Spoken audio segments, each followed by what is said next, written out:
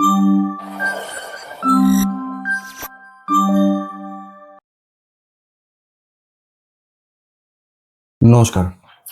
সবাইকে আরো একবার স্বাগত জানাই ইপিএফ এর নতুন আরেকটি ভিডিওটি শুরু করার প্রথমে সবাইকে জানাই শুভ নববর্ষের অনেক অনেক শুভেচ্ছা ও ভালোবাসা।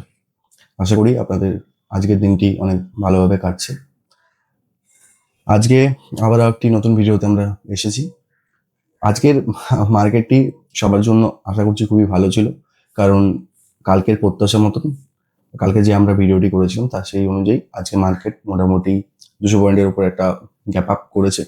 আমরা সেই মতো প্ল্যানিং করেছিলাম যে কোন কোন লেভেলগুলো ইম্পর্টেন্ট রয়েছিল আগের দিনের জন্য, এবং কোন কোন স্টক, কোন কোন সেক্টর আমরা দেখবো, কোন কোন নিউজের ওপর আমরা গুরুত্ব দেবো, তার উপর ভিত্তি করে কিন্তু আজকের মার্কেটটা পুরোপুরিভাবে চলেছে।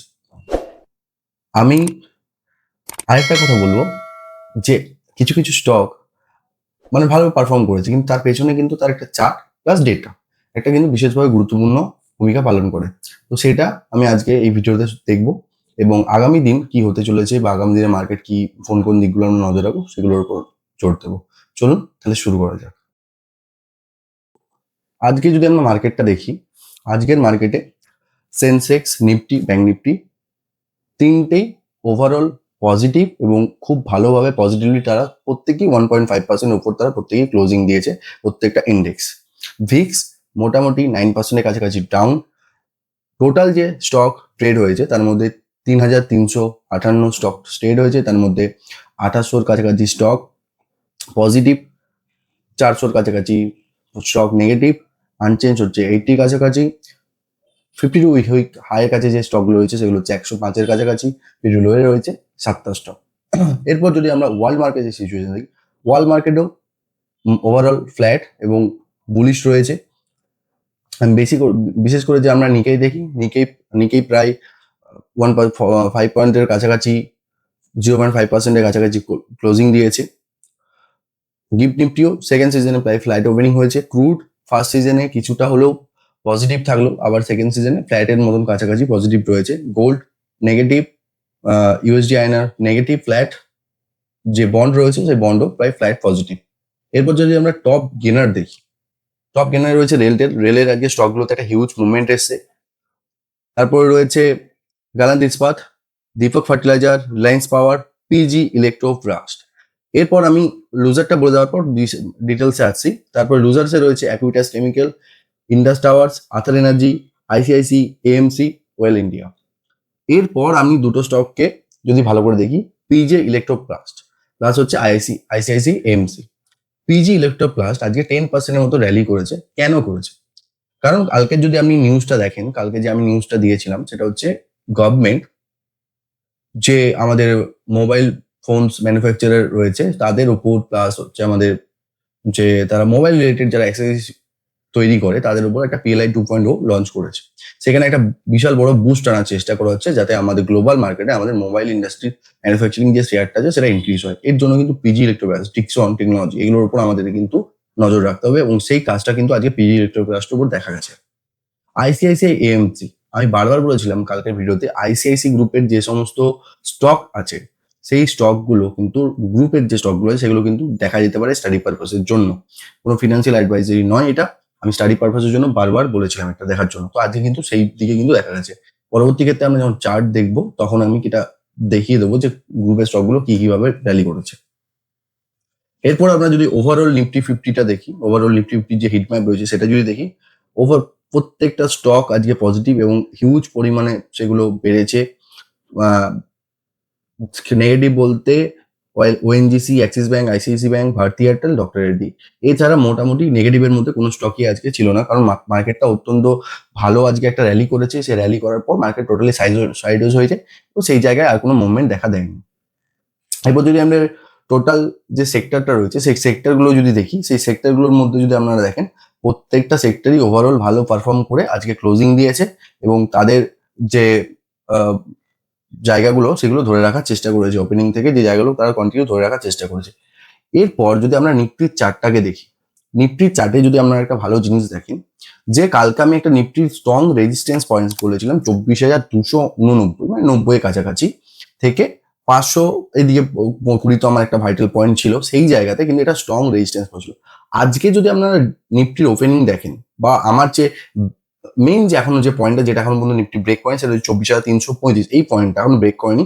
তাহলে আজকে যদি মার্কেটে আমরা হাইটা দেখেন প্রায় 10 পয়েন্টের একটা ডিফারেন্স, যদি আমি কালকে স্ট্রং রেজিস্ট্যান্সের এগেনস্টে ধরি, যদি ইম্পর্টেন্ট পয়েন্টটা ধরি সেখান থেকে প্রায় 50 থেকে 60 পয়েন্টের একটা এখন পর্যন্ত গ্যাপ আমার কিন্তু রয়ে গেছে। 520 একটা আলটিমেটাম এই এক্সপায়ারি পর্যন্ত, সেটাকে বাদ দিয়ে কিন্তু আজকের যদি আমি স্ট্রং রেজিস্ট্যান্সটা ধরি সেটা কিন্তু হচ্ছিল 290 ছিল, সেখানে কিন্তু পজিটিভ একটা ক্লোজিং দিয়েছে। এবং যে বেস লেভেলের যে জোনটা ছিল আমার 24,095, তার লোটাও কিন্তু মোটামুটি অলমোস্ট 145-এর কাছাকাছি, 40 পয়েন্টের যদি আমরা বাফারটা ধরি, ঠিক আছে। তো এইভাবে কিন্তু আমাদেরকে মার্কেটটাকে অ্যানালিসিস করে কিন্তু ট্রেন্ড আইডেন্টিফিকেশনটা কিন্তু অবশ্যই প্রত্যেকদিন একটা করে অ্যাটলিস্ট আমাদেরকে চার্টগুলোকে মার্কেট অফ হয়ে যাওয়ার পর কিন্তু দেখতে হবে, যাতে করে আমরা ভালো করে নেক্সট ডের যে মুভমেন্টটা ধরি সেগুলো কিন্তু ধরতে পারি। এরপর যদি আমরা আজকে ওয়াই ডেটাটা দেখি, ওয়াই ডেটা অনুযায়ী দেখতে গেলে নিফটি যে 24,200-র কাছে স্ট্রং একটা রেজিস্ট্যান্স বানানোর চেষ্টা করেছিল সকাল থেকে, এবং সেখানে অনেকক্ষণ হোল্ড করার প্রায় চেষ্টা করেছিল, রেজিস্ট্যান্সটা বের করে অনেকক্ষণ হোল্ড করার চেষ্টা করেছিল এবং সেটা আপাতত আজকে ওই জায়গাতে ক্লোজিং দিয়েছে। আপাতত রেজিস্ট্যান্স বলতে রয়েছে 24,500, আর যদি একদম ভালো একটা সাপোর্টের জায়গা যেটা রয়েছে সেটা হচ্ছে 24,200-র কাছাকাছি এখনো পর্যন্ত একটা ভালো সাপোর্টের জায়গা রয়েছে। নেক্সট যে আমাদের পয়েন্টটা রয়েছে সেটা বরাবর বলেছিলাম যে 24,520 আমাদের ভাইটাল পয়েন্ট এক্সপাইরির জন্য, 24,035 হচ্ছে একদম ফার্দার বুলরানের জন্য আমার কাছে একটা ইম্পর্টেন্ট পয়েন্ট, ঠিক আছে। নেক্সট পয়েন্ট যেটা রয়েছে সেটা হচ্ছে ডাউন সাইডে 23,165 বা 24,415, 23,115 আলটিমেটাম এই এক্সপায়ারির জন্য, 24,015 হচ্ছে যদি আমরা ডেতে কোনো নেগেটিভ ওপেনিং থেকে, তাহলে আমার 23,415 কাছে আমরা সেই জায়গাটাকে নিয়ে ভাবনা চিন্তা করবো। এরপর যদি আমরা কিছু ডেটা বা কিছু ইভেন্ট দেখি যেগুলো কালকের জন্য ইম্পর্টেন্ট হতে পারে, সেটা হচ্ছে ইউএসএ তে ইনিশিয়াল জব বেস ক্লেমস এটা আছে, একটা ইন্ডাস্ট্রিয়াল প্রোডাকশন এমওএম যে ডেটা আছে সেটা কালকে রয়েছে। এরপর যদি আজকের আমাদের কিছু ইম্পর্টেন্ট গভর্নমেন্টের যদি কিছু স্টেপস বা কিছু নিউজ দেখতে হয়, সেই জায়গায় যদি আমাদেরকে দেখতে হয়, সেই জায়গায় রয়েছে ইন্ডিয়ার যে ডেটা সেন্টার মার্কেট প্রজেক্টটা রয়েছে সেটা এখনো পর্যন্ত যে জায়গায় দাঁড়িয়ে রয়েছে সেখান থেকে মোটামুটি 2030 পর্যন্ত 22 বিলিয়ন টাচ করতে পারে একটা প্রজেক্ট করা হচ্ছে। এবং সেই জায়গাতে কিন্তু যেগুলো এআই বেসড কোম্পানি রয়েছে তারা এআই ক্লাউড বেসড যে কাজগুলো তারা করছে, যারা ডাটা সেন্টারের উপর কাজ করছে, ইনফ্রাস্ট্রাকচারের উপর কাজ করছে, তারা সেই স্টকগুলো কিন্তু এখান থেকে ভালো একটা সাপোর্ট পাবে এবং সেখান থেকে কিন্তু তাদের একটা গ্রোথের চান্স রয়েছে ভবিষ্যতে। ইন্ডিয়ান মিউচুয়াল ফান্ড যে এইএমটা রয়েছে ইয়ার অন ইয়ার, সেটা প্রায় 12%-এর কাছাকাছি রাইজ করেছে এই FY26-এ। এবং আমি বারবার কালকে একটা বলছিলাম যে এফআইরা কন্টিনিউ সেলিং করে গেলেও আমাদের ডিআই বা আমাদের ডোমেস্টিক ইনভেস্টর কন্টিনিউ কিন্তু সেই জায়গায় কিন্তু বাইং ছিল এবং তাদের কিন্তু বায়াসনেস কন্টিনিউ বুলিশ রয়েছে এই মার্কেটেও, নেগেটিভ মার্কেটেও।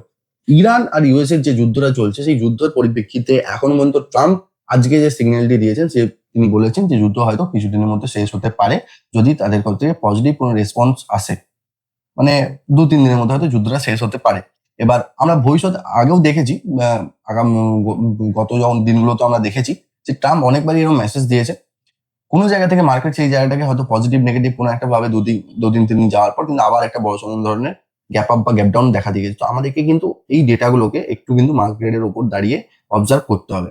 এরপর ট্রাম্পের যদি একটা টুইট দেখি, মোটামুটি 5টার সময় করে উনি করেছেন, আমাদের এখানে স্থানীয় সময় 5টার সময় করে করেছেন, যে চাইনার সঙ্গে তার একটা কথা হয়েছে যে তিনি নাকি হরমুজের যে ব্লকেটটা আছে সেটাকে সরিয়ে দিচ্ছেন এবং হরমুজকে খুলে দিচ্ছেন, এবং সেটি তিনি তার জন্য করছেন বা পুরো দেশের পুরো ওয়ার্ল্ডের জন্য করছেন। এবং তিনি চায়নাকে বলেছেন যেন চায়না যেন কোনোভাবেই ইরানকে কোনো অস্ত্র সাপ্লাই না করে। এবং এটা উনি বলেছেন যে কতদিন এটা স্টে করে বা কতদিন এই ডিসিশনটা চলে সেটা আমরা দেখব, তার উপর ভিত্তি করে কিন্তু আগামী আমরা এই নিউজগুলোর উপর জোর দিয়ে রাখবো। এরপর যদি আমরা এই মার্কেটের সেন্টিমেন্টটা বলি, স্লাইডলি এখনো মধ্যে বুলিশ টু সাইড রয়েছে ভাবনা রয়েছে আমাদের মার্কেটে। যখন মার্কেটে একটা হিউজ 100-150 পয়েন্টের গ্যাপ আপ বা গ্যাপ ডাউন হচ্ছে বা একটা মুভমেন্ট হচ্ছে, তারপর কিন্তু মার্কেট গিয়ে একটা সাইড ওয়েজের জায়গা তৈরি করছে, যেটা আজকে আমরা দেখেছি কন্টিনিউ। এটা কিন্তু কিছুদিন পর্যন্ত 3-4 দিন পর্যন্ত, নেক্সট 3-4 দিন পর্যন্ত কিন্তু এটা দেখা যেতে পারে, ঠিক আছে। নেক্সট যে আমরা ইম্পর্টেন্ট পয়েন্ট টপিকটা ছিল যেটা যে 24,335 থেকে 520 পর্যন্ত, এই জায়গাটা কিন্তু আমাদেরকে লক্ষ্য করে রাখতে হবে ফর ফার্দার আপসাইড মুভমেন্ট। আর কিছু থিমেটিক সেক্টর রয়েছে, থিমেটিক সেক্টর যেমন ধরুন এআই, তারপর হচ্ছে আপনার ডেটা সেন্টার, বেসিক এনার্জি আছে, গ্রিন এনার্জি আছে, আমার ওয়াটার রিসাইকেলিং আছে, এই জায়গাগুলোকে আমাদেরকে ওপর একটু নজর দিতে হবে। তো কিছু সেই রিলেটেড যদি কিছু স্টক আপনারা খুঁজে পান সেগুলোকে অ্যানালিসিস করার চেষ্টা করবেন। এরপর আমরা নিফটির চার্টটাকে একটু দেখে নেবো।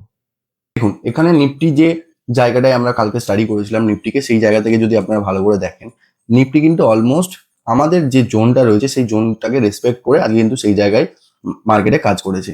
আমি যদি যে শর্ট টাইম ফ্রেমটায় যে প্যাটার্নটা বা স্ট্রাকচারটা দেখিয়েছিলাম, সেই স্ট্রাকচার অনুযায়ী কিন্তু মার্কেট কিন্তু এই জায়গাতে বারবার কিন্তু আটকাচ্ছে এবং এই জায়গাটাই কিন্তু আজকে মার্কেট ক্লোজিং দেওয়ার চেষ্টা করেছে। আপনারা যদি ভালো করে এই জিনিসগুলো একটু স্টাডি করেন, স্ট্রাকচার বা তার স্ট্রাকচারের রিপিটেশন, তাহলে কিন্তু আমরা এই জায়গাটা জোনটার ইম্পর্টেন্সটা বুঝতে পারবেন যে এই জোনটা কিভাবে ইম্পর্টেন্ট কাজ হিসেবে কাজ করছে। এর সাথে সাথেও যদি আমরা দেখি আজকে যে আইসিআইসিআই ব্যাংকের যে আমি জায়গাটা বলেছিলাম, সেই জায়গাটায় যদি আমি ডে ক্যান্ডেলে যাই, এখানে এই জায়গাটা কতটা পরিমাণে ইম্পর্টেন্ট ছিল আপনারা বুঝতে পারবেন। সবকিছুই আমি বলেছি কি চার্টে রিপিটেশন হয়, সেই রিপিটেশনের সাথে সাথে মার্কেটে তার গ্রোথ তৈরি হয়।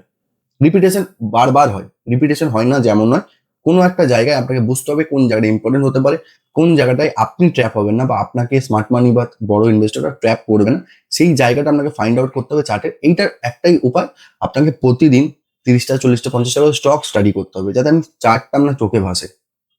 তার সাথে সাথে আমরা একবার আইটি ইন্ডেক্সটাকে আরেকবার দেখে নেবো যে আইটি ইন্ডেক্সটা কোন জায়গায় আছে। আইটি ইন্ডেক্সটা কোন জায়গায় আছে, আমাদের যে অ্যানালিসিসটা ছিল, এইটা জোনটা, এই যে 31,560, এই যে জোনটা আইটির জন্য কতটা ইম্পর্টেন্ট। আজকে মার্কেটের যদি আপনি হাইটা দেখেন, আজকের মার্কেটের যদি হাই দেখেন, মার্কেটের হাই হচ্ছে 31,660, 100 পয়েন্ট উপরে হাই। মার্কেটের যে ক্লোজিংটা দিয়েছে, মার্কেট ক্লোজিং দিয়েছে 540-এর কাছাকাছি, 31,540।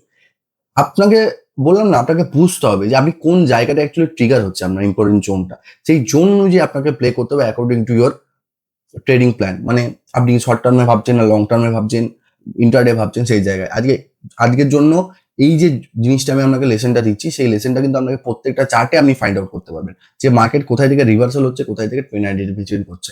তো এই জায়গাগুলো আপনি লক্ষ্য রাখুন, এই জায়গাগুলোর উপর জোর দিয়ে আপনারা কাজ করুন, আশা করছি আপনাদের কাজ ভালো হবে। আর যারা চ্যানেলটিতে নতুন এসেছেন অবশ্যই চ্যানেলটি ফলো করুন এবং সাবস্ক্রাইব করুন। আর আপনাদের বন্ধু বা ফ্যামিলির সাথে ভিডিওগুলো শেয়ার করুন নতুন নতুন আপডেট পাওয়ার জন্য। ধন্যবাদ।